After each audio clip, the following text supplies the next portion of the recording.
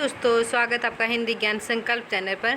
चलिए दोस्तों, आज मैं लेकर आई हूँ कुछ एक जो इम्पोर्टेंट फैक्ट हैं जो कि मुझे परीक्षा की दृष्टि से इम्पोर्टेंट लगते हैं। अगर आप इस वीडियो को देखते हैं तो आप भी हमें कमेंट करके ज़रूर बताइएगा कि आपको ये क्वेश्चन कैसे लगे, जो कि मैंने पिछले पेपर क्वेश्चन से उठाए हैं। तो आप हमें कमेंट करके ज़रूर बताना। चलिए दोस्तों, आज हम करते हैं। सबसे पहले है इसमें सिंदूर की होली। ठीक है, सिंदूर की होली की भूमिका है वो किसने लिखी है? राम प्रसाद त्रिपाठी ने। ये क्वेश्चंस हैं जो पीछे नेट के पेपर है उसके अंदर पूछे गए हैं, और जो अभी हमारे पेपर के अंदर आने वाले क्वेश्चंस हैं वो इसी तरह पूछे जाने लगे हैं। तो उसी के मद्देनज़र रखते हुए मैंने ये क्वेश्चंस उठाए हैं। तो मैंने ये सारे क्वेश्चंस है वो अपने निकाल के, जो कि मुझे कुछ याद नहीं रहता वो मैं इम्पोर्टेंट वो क्या नोट्स के अंदर डाल लेती हूँ। तो वही नोट्स है वो मैंने आपको प्रोवाइड किए हैं। तो अभी चलते हैं, इसमें देखते हैं। सबसे पहले है सिंदूर की होली भूमिका राम प्रसाद त्रिपाठी की है। ठीक है, आगे चलते हैं। आधे अधूरे हैं श्री ओम शिवपुरी की भूमिका लिखी इन्होंने। और आधे अधूरे नाटक है उसकी भूमिका किसने लिखी है? श्री ओम शिवपुरी ने। आगे चलते हैं। अंधेर नगरी है उसके अंदर इसकी भूमिका वो किसने लिखी है? सत्य प्रकाश मिश्र ने। किसने लिखी है? सत्य प्रकाश मिश्र ने। तीनों नाटक है, देखो तीनों की भूमिका के बारे में बताया कि किसने लिखी है। वैसे अगर हम नाटक पढ़ते हैं तो हमें ये चीज़ें याद नहीं रहती, अगर अलग से उतार के हम लिख लेते हैं तो वो चीज़ें हमें क्या है माइंड में एक बार देख लेंगे तो हमारे याद में हो जाएगी। आगे चलते हैं। इसमें आगे है अंजू दीदी का ये पहले क्वेश्चन आए हुए है कि इसका मंचन है वो कहाँ पर कब हुआ था।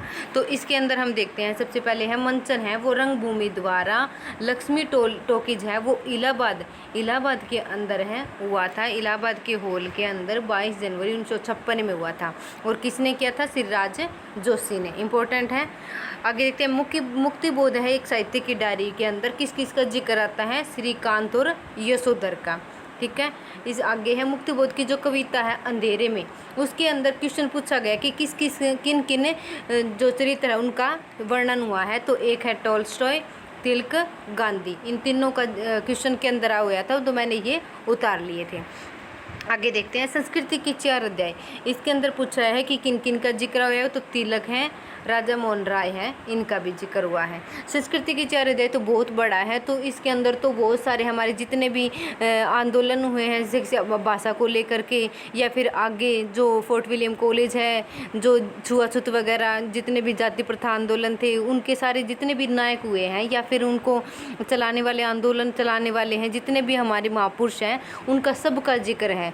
ये अकेला ये नहीं है कि तिलक और इसका राजा मोहन राय का ही आया है, और टोटली जितने भी हमारे है इसके अंदर वर्णन है वो सब का संस्कृति के बारे में सब नायक जितने भी आए हैं उनका सब जिक्र हुआ है। आगे देखते हैं। संस्कृति के 4 अध्याय में कौन कौन दिखाया? इसके अंदर तिलक और राजा मोहन राय का। आगे देखते हैं। राग दरबारी के अंदर ये पूछा है कि इसकी भाषा के अंदर क्या है। तो भाषा के अंदर इसमें दिखाया है कि राग दरबारी में शब्द क्रीड़ा श्लेष है और बिंबों का प्रयोग है। शब्द क्रीड़ा है और श्लेष और बिंबों का प्रयोग दिखाया है। ये भी क्वेश्चन आए हुए हैं पीछे। तो क्या कई बार है कि इसके अंदर हमें इस भाषा भी पूछ लेते हैं, चाहे वो राग दरबारी उपन्यास है या फिर कोई और भी उपन्यास है, नाटक है। तो ये इसकी क्या थी?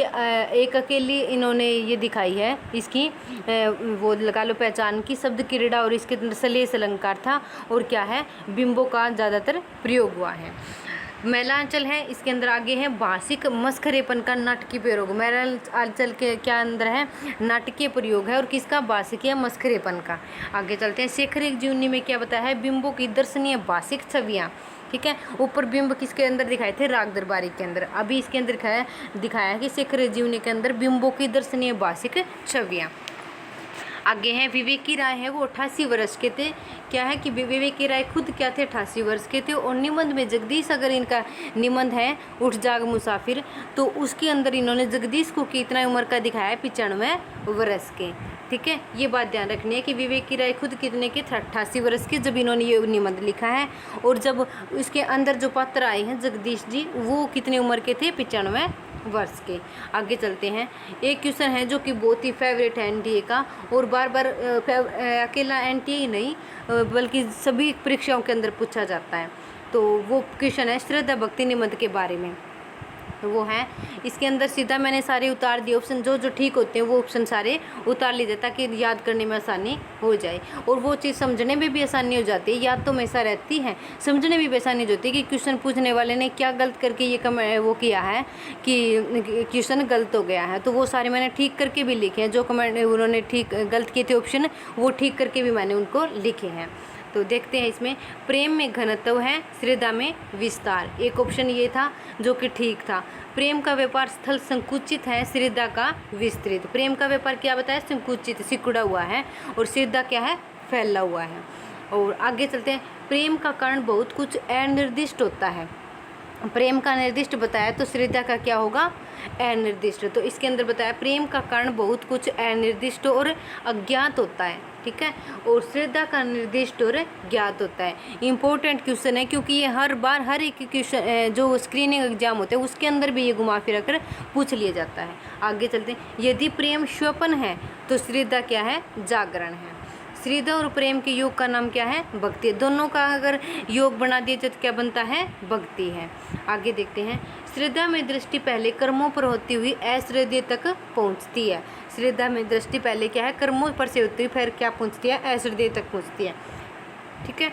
आगे चलते हैं, ये था इतने तक किसका, श्रद्धा और प्रेम का क्वेश्चन था। आगे चलते हैं, जो सूरदास के उसके चारों वल्लभाचार्य के जितने भी वो थे शिष्य थे 4, और आगे विठलनाथ के थे, जो 4 वल्लभाचार्य के थे उनका ये सूत्र है, यहाँ पे ट्रिक बनाए है, कुंभकेसर पर कृष्णानाथ से, कुंभनदास, सूरदास, कृष्णदास और फिर क्या है, परमानंद दास। लेकिन पहले परमानंद दास आएगा, ये गलती से आगे हो गया था।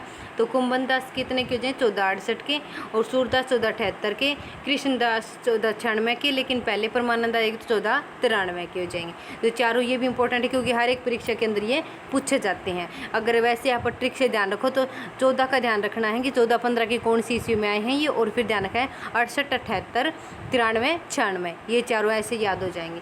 आगे चलते हैं, आगे हैं विठलनाथ के, तो गोविंद स्वामी, शीत स्वामी, चतुर्भुज, नंददास। इसके अंदर आ जाएंगे 1505 के हैं, ये 15 से स्टार्टिंग होगी क्योंकि वो उसके थे वल्लभाचार्य की, ये हैं विठलनाथ के। वल्लभाचार्य के आएंगे 1400 ईस्वी के, और ये हैं 1500 ईस्वी के। तो ये हो जाएगा 1505, 1505 है, फिर आगे 10 आ जाएगा, फिर 30 आ जाएगा, फिर 35 आ जाएगा, ठीक है। 5, 15, 30, 35, ठीक है। तो ये तीनों ये ऐसे याद, ये चारों ऐसे याद हो जाएंगे कि इनकी डेट तो अच्छे से याद है जी, इनको भी ट्रिक से याद कर लेना। आगे चलते हैं, जो कबीर की जो भाषा है सदु ककड़ी, उसके बारे में बताया कि कौन सी भाषा इसके अंदर आई है। एक है राजस्थानी, पंजाबी मिश्रित, खड़ी बोली। पूछ ली जाती कि पंचमेल खिचड़ी के अंदर कौन सी भाषाएं शामिल हैं, और पंचमेल खिचड़ी किसने कहा, कबीर की भाषा को श्याम सुंदर दास ने। ये छोटे छोटे क्वेश्चन है, लेकिन कई बार क्या होता है, हम अगर रिवीजन ना करते तो ये क्वेश्चन भी हमें क्या करते हैं, परीक्षा के अंदर कन्फ्यूजन पैदा करते हैं कि ये ऑप्शन नहीं होगा, ये होगा। तो ये हमें ये रिवाइज करते रहोगे तो याद हो जाएंगे। आगे चलते हैं, तेरे नैन मेरे मन का खिलौना रे। ये क्वेश्चन मैंने क्यों ऐड किया है, क्योंकि ये पीजीटी के अंदर स्क्रीनिंग एग्जाम के अंदर ये पंक्ति पूछी गई थी। इंपॉर्टेंट पंक्ति है, तेरे नैन मेरे मन का खिलौना रे। तो ये हो जाएगा सेनापति खा। आगे देखते हैं, मनोहर श्याम जोशी है, वो क्याप के अंदर जो मनोहर श्याम जोशी लेखक हैं उनका क्याप पर साहित्य अकादमी पुरस्कार मिला हुआ है, ठीक है। मनोहर श्याम जोशी को क्याप के अंदर क्याप पर क्या है, क्याप विधा पर क्या है, साहित्य अकादमी पुरस्कार मिला हुआ था। तो दोस्तों आज ये इतने इम्पोर्टेंट जो मैं लेके आई हूँ क्वेश्चंस, वो आपको एक बार देख लेने हैं। तो और आप हमें कमेंट करके अगर वीडियो देखते तो हमें ज़रूर बताइएगा कि आपको ये क्वेश्चन आंसर कैसे लगे हैं। तो आप अगर वीडियो को से ज़्यादा शेयर करें और लाइक करें, शेयर करें, कमेंट ज़रूर करके बताएं कि आपको हमारी वीडियो कैसी लगती है। थैंक यू दोस्तों, धन्यवाद।